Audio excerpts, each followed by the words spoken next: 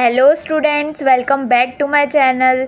आई am Kashish Shah और आज मैं आपको देने वाली हूँ एनसीईआरटी सॉल्यूशंस। ठीक है, हमने इसके 2 एपिसोड्स में ये चैप्टर एकदम डिटेल्ड में कवर किया है। ऊपर से जो बुक में नहीं है, मैंने उसको बाहर का भी जो नॉलेज इंपॉर्टेंट है वो भी आपको दिया है। तो अगर आपने एपिसोड 1 और 2 नहीं देखे तो प्लीज़ उसको ज़रूर से देख लेना। और मैंने आपको इस चैप्टर के 1 पेज 2 पेज शॉर्ट नोट्स भी प्रोवाइड कर दिए हैं। आज हम देखेंगे एनसीईआरटी सॉल्यूशंस को। और अगर आपने अभी तक मेरे चैनल को सब्सक्राइब नहीं किया है तो मेरे चैनल को ज़रूर से सब्सक्राइब करें क्लास 9th की साइंस के लिए और क्लास 10th की कंप्लीट बायोलॉजी के लिए। सो लेट्स स्टार्ट ठीक है। और इसमें मैंने जो इम्पॉर्टेंट क्वेश्चंस लग रहे थे वो उसके ऊपर मैंने रेड पेन से इम्पॉर्टेंट भी लिख दिया। तो आई होप गाइस ये आपको हेल्पफुल रहने वाला है। So first question, differentiate between cell membrane और सेल वॉल। ठीक है, तो हमें पता है कि जो हमारी सेल वॉल होती है वो रिजिड होती है, प्लांट सेल में प्रेजेंट होती है। सेल मेम्ब्रेन एनिमल सेल में प्रेजेंट होती है, फ्लेक्सिबल होती है। सेल मेम्ब्रेन को जो है सिलेक्टिवली परमिएबल कहा जाता है और ये फुल्ली परमिएबल होती है। Cell membrane controls what enters and exist in the cell. ठीक है, इसलिए उसको सिलेक्टिवली परमिएबल मेम्ब्रेन कहा गया है। जबकि सेल वॉल जो है वो does not control the movements of substances which act as structural supports only. ठीक है, फिर यहाँ पे डिफरेंस है एसईआर वर्सेस आरईआर, यानी कि रफ एंडोप्लाज्मिक रेटिकुलम और स्मूथ एंडोप्लाज्मिक रेटिकुलम। तो रफ एंडोप्लाज्मिक रेटिकुलम जो है इनके पास राइबोसोम जो होता है ये अटैच्ड होते हैं रफ सरफेस पे, तो ये रफ अपीयरेंस देते हैं अंडर इलेक्ट्रॉन माइक्रोस्कोप, इसीलिए इनको आरईआर कहा जाता है। और mainly involve in protein synthesis and secretion. ठीक है, अब स्मूथ देखें तो no ribosomes attached so it look smooth under electron microscope. ये इन्वॉल्व रहते हैं in synthesize and storage of fats and hormones. तो मैंने अच्छे से आपके लिए लिख दिए ये क्या क्या डिफरेंसेस है। ठीक है, प्लीज़ आप इसको अच्छे से नोट डाउन कर लीजिएगा। अब हम देखते हैं नेक्स्ट क्वेश्चन को। ठीक है, तो नेक्स्ट क्वेश्चन हमारे पास ये रहा। नेक्स्ट क्वेश्चन है, 2 animal cells are placed in 2 different solution. जो एक्स है उसको प्योर वाटर में रखा गया है और जो वाई है उसको कंसनट्रेटेड सॉल्यूशन में रखा गया है। ठीक है, तो cells are observed after some times. तो हम देखेंगे कि कुछ टाइम बाद जो एग्स है वो स्वेल कर जाएगा और जो वाई है ना वो बेटा थोड़ा सा श्रिंक कर जाएगा। ठीक है, स्वेल करना मतलब थोड़ा सा सिकुड़ जाएगा बेसिकली। ठीक है, फिर which statement provide the correct explanation for the same observation. ठीक है, तो water moved into cell X and moved out of Y through the cell membrane. ठीक है, ये हम यहाँ इस एक्टिविटी से देखते हैं। फिर यहाँ पे थर्ड क्वेश्चन में आपको एक डायग्राम दिया है। ठीक है, जिसमें आपको ये जो लेबल पार्ट्स आपको बताया इसको लेबल करना है और इनके फंक्शन के साथ इसको करेक्टली मैच्ड करना है। ठीक है, तो ये रहा हमारा डायग्राम। ठीक है, ये ABCDEFG। तो मैंने ये जो है एकदम अच्छे से यहाँ आपके लिए बना दी पूरी टेबल। ठीक है, फंक्शन, लेबल और कौन सा पार्ट है। ठीक है, तो जो बी वाला है वो हमें न्यूक्लियस बताया गया। अब हमें पता है कि जो न्यूक्लियस है वो controlling activity of a cell होता है। Mitochondria site for cellular respiration. जो वैक्यूल है वो स्टोरेज ऑर्गेनली होती है और रिजिडिटी भी प्रोवाइड करती है। जो सेल मेम्ब्रेन है ये सेपरेट करती है सेल कंटेंट को सराउंडिंग से। सेल वॉल जो होती है ना वो रिजिडिटी प्लांट को प्रोवाइड करती है। देन गोल्जी एपरेटस पैकेजिंग में काम आता है और क्लोरोप्लास्ट जो सिर्फ और सिर्फ प्लांट सेल में प्रेजेंट होता है। क्यों? बिकॉज उसको कलर प्रोवाइड करने के लिए। ठीक है, तो उसका जो ग्रीन पिगमेंट आता है ना वो उसी की वजह से आता है। ठीक है, फिर यहाँ पे क्वेश्चन नंबर 4 में हमें बताया गया which of the following option of the pair cell organelle are correctly placed under given categories. ठीक है, तो यहाँ पे करेक्ट कौन है? तो जो देखो, present in plant cell, present in animal cell और करेक्ट। तो ल्यूकोप्लास्ट, ठीक है, absent in animal cell, cell wall, तो ये करेक्ट है। ठीक है, अब mitochondria absent in animal cell, ribosome ये इनकरेक्ट है, सेल वॉल ये इनकरेक्ट है, लाइजोसोम ये इनकरेक्ट है। ये तीन क्यों इनकरेक्ट है? क्योंकि ये एनिमल सेल्स में भी हमें देखने को मिलते हैं, सिर्फ और सिर्फ प्लांट सेल में नहीं। ये तीनों चीज़ें राइबोसोम, गोल्जी एपरेटस, एंडोप्लाज्मिक हमें एनिमल सेल में भी देखने को मिलती है। ठीक है, फिर क्वेश्चन नंबर 5 में क्या है? 2 students Renu and Rohit were discussion on plastids. Renu emphasise that all the plants even roots contain plastids. ठीक है, तो जो दो बच्चे हैं वो यहाँ पे प्लास्टिड्स जो एक हमारी ऑर्गेनेली है उसके डिस्कशन कर रहे हैं। ठीक है, और ये जो रेनू है वो बोल रही है कि भाई जो प्लांट्स की जो रूट्स होती है ना उसमें भी प्लास्टिड प्रेजेंट होता है। तो however Rohit did not agree with the statement and told her that plastids are absent in plant roots. ठीक है, प्लांट रूट्स में जो प्लास्टिड्स ऑर्गेनेली है वो एब्सेंट हो रहती है, सिंस जो रूट्स होती है वो अंडरग्राउंड होती है and they do not need to perform photosynthesis. ठीक है, यानी कि उनको फोटोसिंथेसिस करने की ज़रूरत नहीं है। फोटोसिंथेसिस एक फिनोमिना है जिसकी हेल्प से प्लांट अपना खाना खुद बनाते हैं।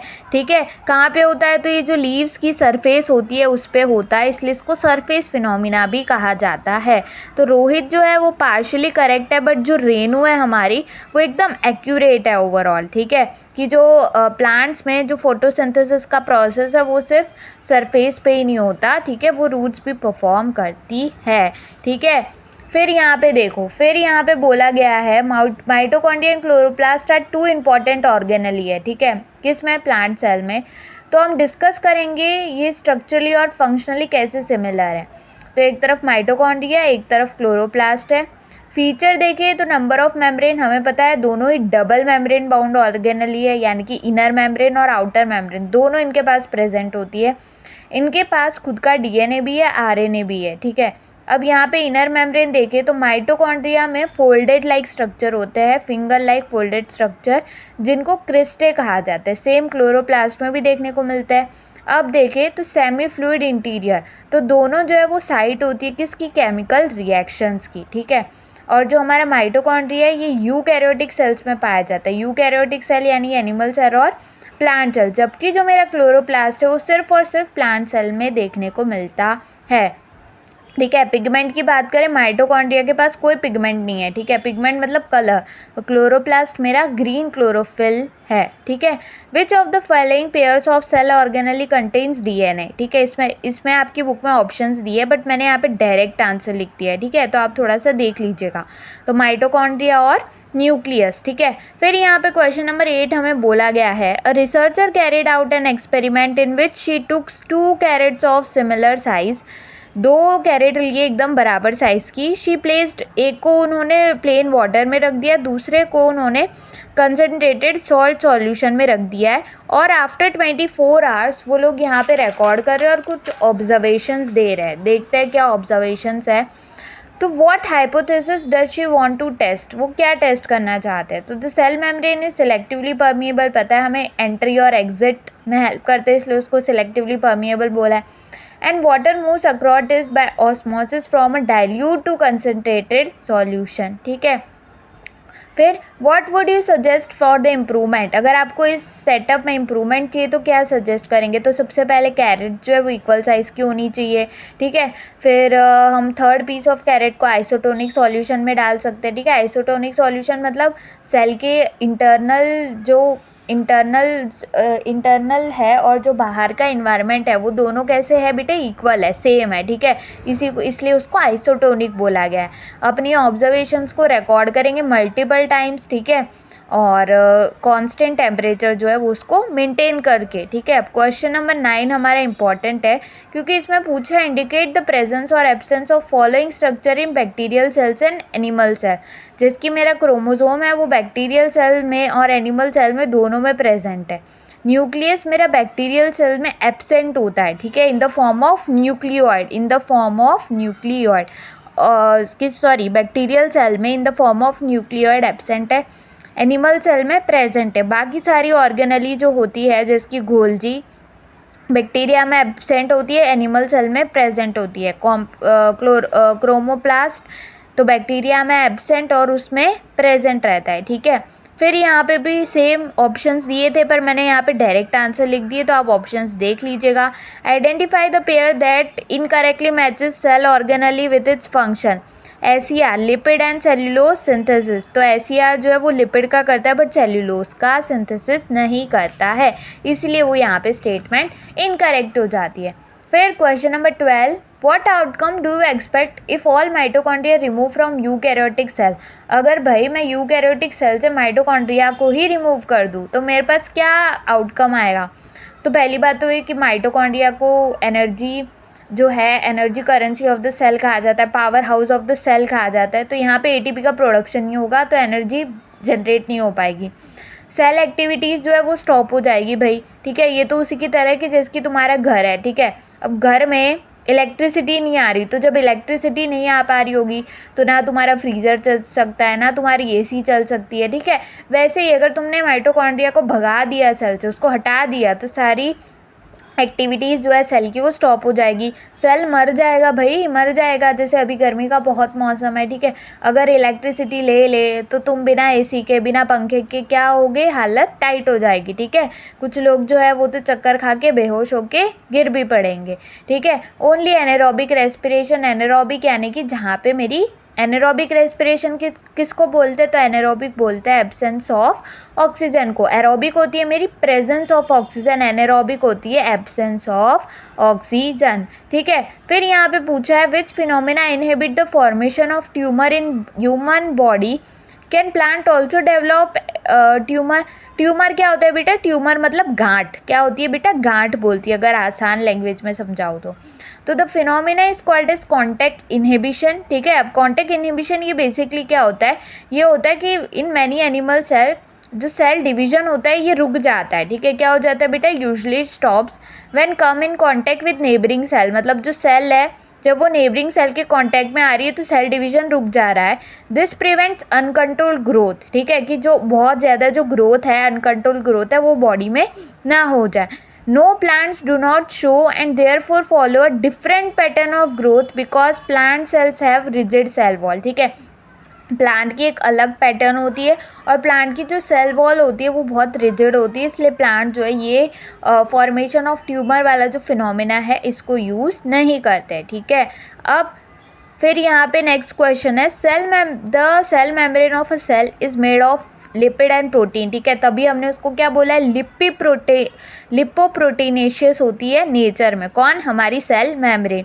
तो विच ऑर्गेनली हेल्प्स इन सिंथेसाइज, कौन सी ऑर्गेनलीज इसको हेल्प करती है, तो जो हमारा राइबोसोम्स हो गए, ठीक है, जो प्रोटीन सिंथेसाइज करता है, गोल्जी जो पैकेजिंग का काम करता है, ठीक है, और SCR हमारा स्मूथ एंडोप्लाज्मिक रेटिकुलम, ठीक है। तो ये पूरा एक मैंने पाथवे बना दी इस एरो से, एरो जो है वो पाथवे को इंडिकेट कर रहा है, ठीक है, इससे आप समझ जाएंगे। अब हम यहाँ पे देख लेते हैं एक 15th वाला क्वेश्चन, क्या बोला गया है बेटा, बोला गया है what would happen if gametes are form by mitosis. भाई अगर गैमीट्स जो है वो माइटोसिस से बनने लगे तो क्या होगा, ठीक है। माइटोसिस मतलब क्या है कि एक मदर सेल से मेरे 2 डॉटर सेल बन रही है, ठीक है बेटा, ट आ रहा है ना, माइटो टो ट आ रहा है, ट का साउंड आ रहा है, ट से 2, यानी एक मदर सेल से 2 डॉटर सेल बन रही है। और मियोसिस मतलब एक मदर सेल से मेरी 4 डॉटर सेल बन जा रही है, ठीक है। तो अगर आपको पता है हमारे जो गैमीट्स का फॉर्मेशन है वो मियोसिस के थ्रू होता है, बट अगर वो माइटोसिस के थ्रू हो तो क्या हो सकता है, normally gametes are form by meiosis, ठीक है।